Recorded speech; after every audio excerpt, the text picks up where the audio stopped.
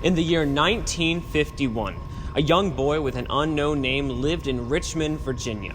He lived in a third-class family that barely got by each week and was constantly tormented and beaten by his alcoholic parents ever since he could walk. It got so bad that he would stay at his school long after it ended each day, just so that he could avoid the pain. His parents argued and bickered almost daily, saying things like, "Why don't you ever do your homework, you nasty child?" and "That's it, you're sleeping outside." and would take out their frustration on the poor child. Yells turned into slaps, slaps turned into belts, and belts turned into mallets. This agony was all he ever knew. Nonetheless, he believed that there was a better world than what he was in. There's got to be something else. All the other kids don't seem like they have such mean parents. So, when he turned 15 years old, he finally decided to run away from this hellish life. Jumping last minute on a train with a destination that was unbeknownst to him, he arrived as a stowaway in this very town, Salem, Virginia. He thought it was best to attend school again, this time without the baggage of his parents. Even though it was highly frowned upon and probably illegal, the guidance counselor helped him get a schedule, and he started attending classes the very next day. Thanks, Mr. Barrett. As you might have guessed, one of his classes was drama. He was an amazing actor, probably from his years from abuse, but nobody knew that. They loved his acting, some maybe even a little jealous of it. His teacher adored him, and he looked up to her as if she were a better mother than his own. You're one of my best students. Just how are you so good? Only she and the guidance counselor knew of this horrible past and always tried to look out for him because of it. He even auditioned and got the lead role for the upcoming play, Nightmare on Elm Street. I did it! This was his first mistake. In all of this glory, there was only one problem. He was henceforth bullied by his classmates out of their envy for the lead role. They thought that This run off the street shouldn't be allowed to act, much less as the lead. but act he did.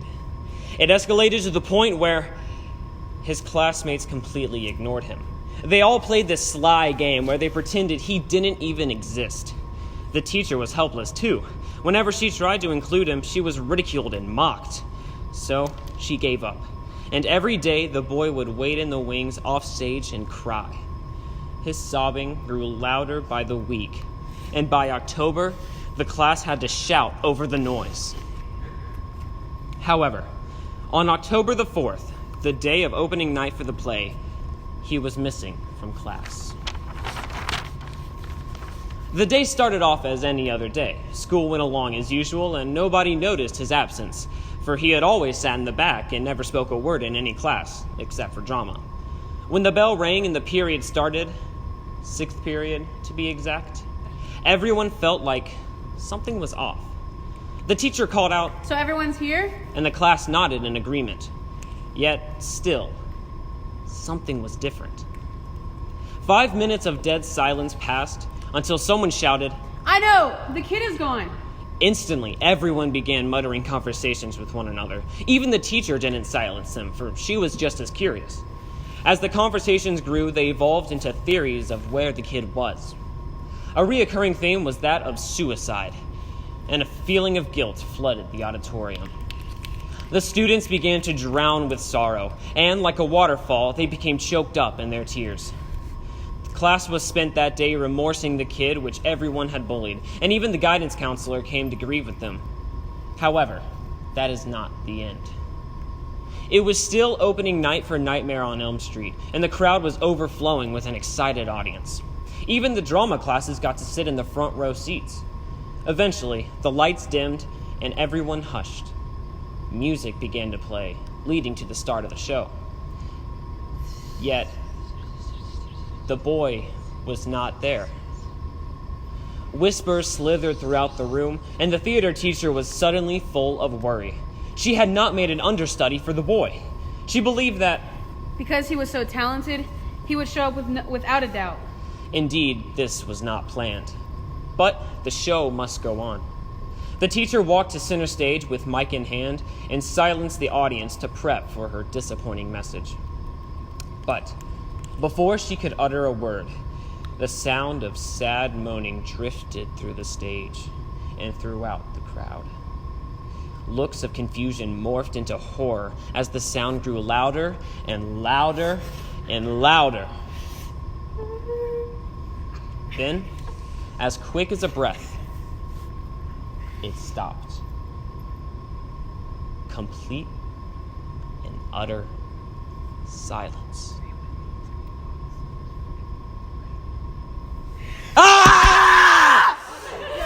The lights on stage flickered off, and when they regained their power, everyone beheld the teacher, 10 feet high, swinging ever so slowly. The audience erupted into chaos, but before anyone could escape, the door slammed shut and the lights turned off. The sobbing returned, and as it grew louder and louder and louder, it changed into laughter. Psychotic laughter. The kind of laughter that was from years of torment and pain. The school security was already underway. However, when they arrived, it was too late. They busted open the auditorium doors only to find nobody in the room. Just bloodstains on every tangible surface. The two guards looked at each other and slowly turned their heads to see what was behind them. What they saw was a little child with a wide, bloody smile. Some say you can still hear the crying sounds in this auditorium. The end.